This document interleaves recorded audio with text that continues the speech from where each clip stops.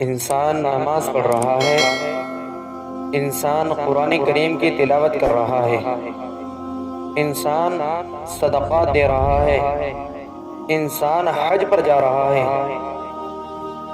انسان راتوں کو اللہ تبارک و تعالی کے سامنے تہجد کی نماز میں کھڑا ہو رہا ہے، سجدے کر رہا ہے، قرآن کریم کی تلاوت کر رہا ہے، ذکر و اذکار کر رہا ہے۔ ان سب اعمال پر انسان کو کیا ملے گا؟ ان سب اعمال پر انسان کو جنت ملے گی۔ لیکن جو انسان ماہ رمضان المبارک کا روزہ رکھ رہا ہے، جو انسان روزہ رکھ رہا ہے، روزے کا بدلہ اللہ ہے، روزے کا بدلہ اللہ ہے۔ روزے کو چھوڑ کر انسان باقی اعمال کر رہا ہے، اعمال کرنے پر اس کو جنت مل رہی ہے۔ لیکن روزہ ایک ایسی عبادت ہے، روزہ ایک ایسا عمل ہے، روزہ رکھنے پر خود وہ رب مل رہا ہے جس نے جنت کو بنایا ہے۔ تو یہ بات ہم سب سمجھ سکتے ہیں کہ روزہ رکھنے پر رب مل رہا ہے، اور جسے رب مل گیا اسے سب کچھ مل گیا۔ یہ اللہ کا بڑا احسان ہے ہمارے اوپر کہ اللہ تبارک و تعالی نے ہمیں رمضان المبارک کا مہینہ عطا فرمایا ہے۔ رمضان کا مطلب کیا ہے؟ رمضان کا مطلب ہے جل جانا۔ جیسے آگ جلائی جا رہی ہے، آگ میں لکڑی بھی جل رہی ہے، آگ میں پنی بھی جل رہی ہے، آگ میں کاغذ بھی جل رہے ہیں، آگ میں ہڈی بھی جل رہی ہے۔ آگ کیا کر رہی ہے؟ سب چیزوں کو جلا رہی ہے۔ ٹھیک اسی طرح روزہ بھی تمام گناہوں کو جلا دیتا ہے، تمام گناہوں کو ختم کر دیتا ہے، تمام گناہوں کو مٹا دیتا ہے۔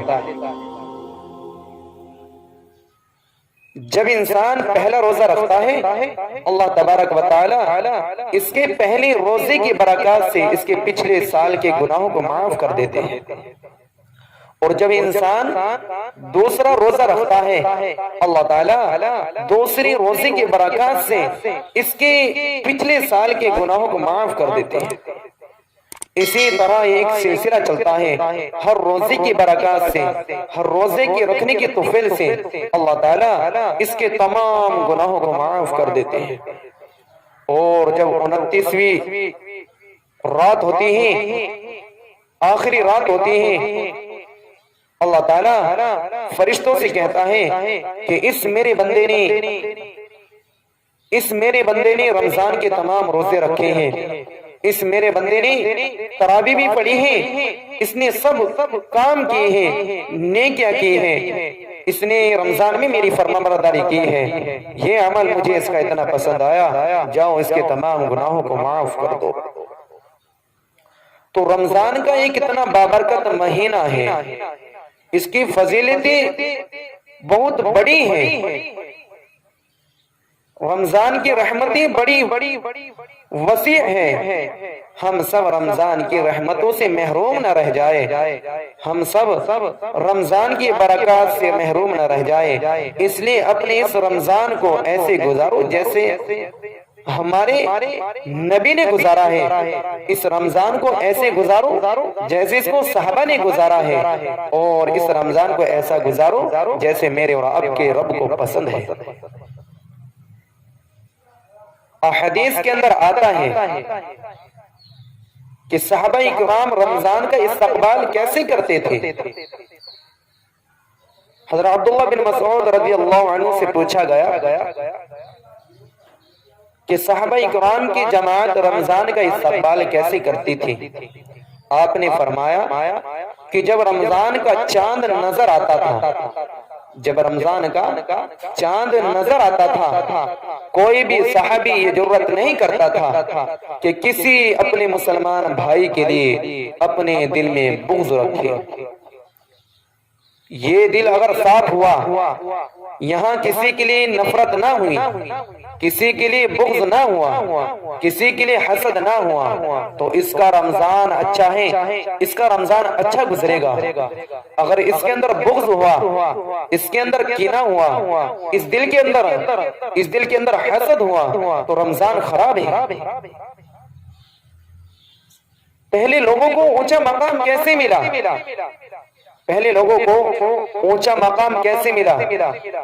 ان کو اونچا مقام لمبی نمازوں سے نہیں ملا، ان کو اونچا مقام صدقات دینے سے نہیں ملا، ان کو جو اونچا مقام ملا ہے کیونکہ ان کے دل بڑے پیارے تھے، ان کے دل بڑے اچھے تھے، ان کے دل بڑے صاف تھے۔ اگر دل صاف ہو گئے، دلوں میں کسی کے لیے بغض نہ ہوا، تو میرے بھائیوں، میرے پیاروں، رمضان کا مہینہ ہمارے لیے بڑا اچھا گزرے گا۔ دیکھو، دل صاف ہونے پر اللہ تبارک و تعالی کی طرف سے رحمتیں اتریں گی، کیونکہ یہ تو اللہ کے نبی کی احادیث ہے کہ 4 انسان ایسے ہیں اس بابرکت مہینے میں، یہ چاروں انسان اللہ تبارک و تعالی کی مغفرت سے محروم رہ جاتے ہیں۔ یہ چاروں انسان اللہ تبارک و تعالی کی مغفرت سے محروم رہ جاتے ہیں۔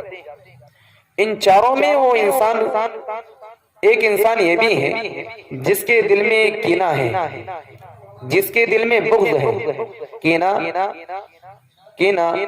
کہ مجھے فلاں کو نقصان پہنچانا ہے، کینہ اس کو کہتے ہیں، اور بغض کہتے ہیں عداوت کو، نفرت کو۔ اس لیے جس کے دل میں کینہ ہے، جس کے دل میں بغض ہے، یہ انسان اللہ تبارک و تعالی کی مغفرت سے محروم رہ جاتا ہے۔ اور وہ اللہ کے نبی کی معروف احادیث ہے کہ ایک مرتبہ اللہ کے رسول بیٹھے ہیں، صحابہ کی ایک جماعت بیٹھی ہے، ایک دروازے سے ایک شخص آتا ہے، اللہ کے رسول کہتے ہیں کہ یہ جو انسان آ رہا ہے یہ جنتی ہے، یہ جو انسان آ رہا ہے یہ جنتی ہے، وضو کیا ہوا ہے اور داڑھی سے پانی ٹپک رہا ہے۔ 3 دن اللہ کے رسول نے ایسے ہی بتایا۔ تو اس صحابہ کی جماعت میں ایک صحابی بیٹھے تھے، حضرت عبداللہ۔ یہ وہ صحابی ہیں جو دن بھر روزہ رکھتے تھے اور رات بھر تہجد پڑھتے تھے، اور ایک رات میں ایک قرآن کریم کا ختم فرماتے تھے۔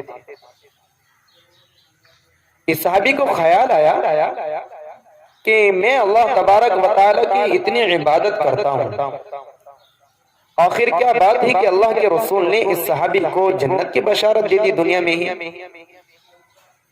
اس کے دل میں خیال آیا کہ چلو اس کا عمل دیکھتے ہیں کیا عمل کرتا ہے۔ آپ نے ان سے کہا کہ میری ابا جان کے ساتھ کچھ بات بگڑ چکی ہے، آپ مجھے اپنے گھر پر ٹھہرا لو۔ انہوں نے کہا کہ ٹھیک ہے۔ حضرت عبداللہ اس صحابی کے گھر پر رہے۔ جب رات کو سوئے تو لیٹنے کے بعد حضرت عبداللہ چادر کو اوپر ڈھک لیا اور چادر میں کو جھانک کر دیکھتے ہیں کہ یہ صحابی کیا کر رہا ہے۔ جتنے بھی مرتبہ آپ نے چادر کو اٹھا کر دیکھا وہ صحابی سوئے ہوئے ہیں۔ پہلی رات کا یہی معاملہ ہے، صرف صبح کو اذان کے وقت اٹھے، وضو کیا اور نماز ادا کی فجر کی۔ 3 دن تک مسلسل یہی معاملہ رہا۔ حضرت عبداللہ کو چین نہ آیا۔ حضرت عبداللہ نے پوچھا کہ آپ یہ بتائیں کہ آپ کو جنت کی بشارت اللہ کے رسول نے دی ہے، آپ کا ایسا کیا عمل ہے، کس عمل کی وجہ سے آپ کو جنت کی بشارت ملی ہے؟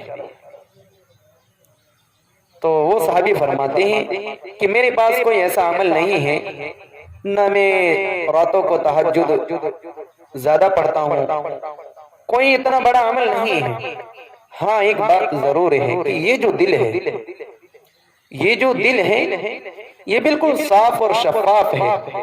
جب میں رات کو سوتا ہوں، جس نے میرے اوپر زیادتی کی ہے یا میں نے کی ہے، میں اپنے دل کو صاف کر دیتا ہوں اور اللہ تبارک و تعالی سے اپنے گناہوں کی معافی مانگ لیتا ہوں اور میں سب کو معاف کر کے سو جاتا ہوں۔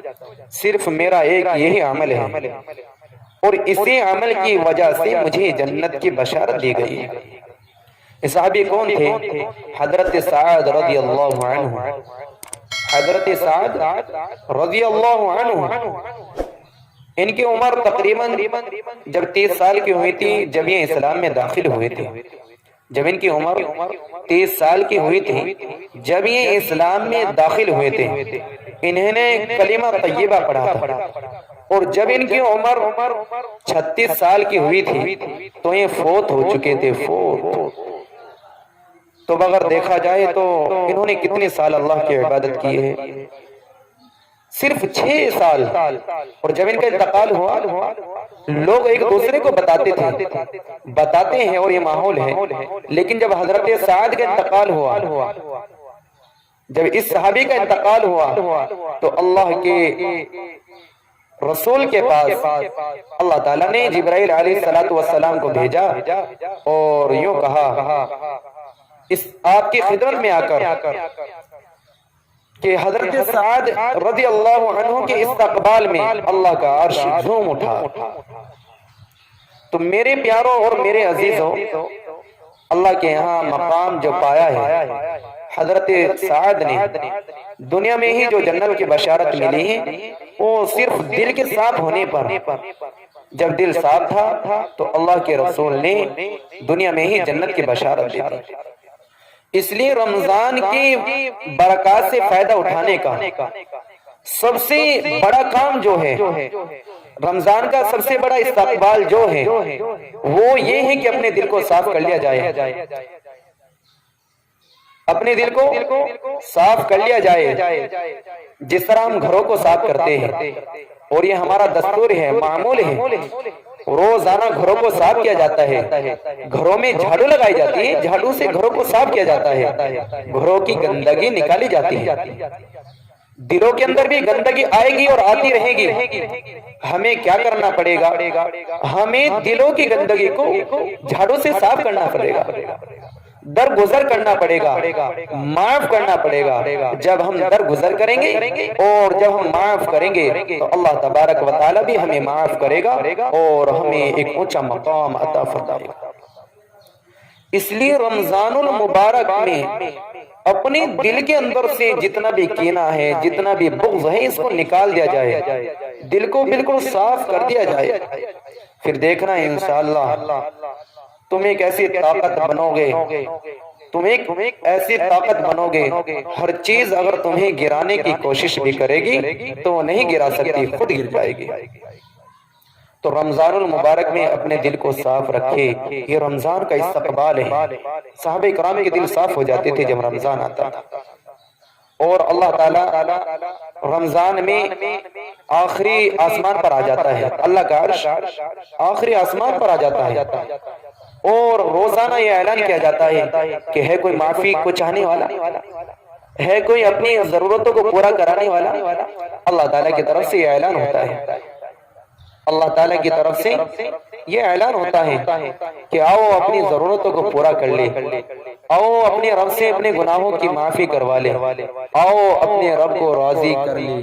اللہ کا ایک منادی روزانہ یہ آواز لگاتا ہے، تو ہمارے پاس بہت اچھا موقع ہے کہ ہم اپنے رب کو راضی کر لیں اور اپنے گناہوں کی معافی کر لیں، اور رمضان المبارک میں ہر نیکی کرے، روزہ بھی رکھیں اور تراویح بھی پڑھیں اور قرآن کریم کی تلاوت بھی کریں۔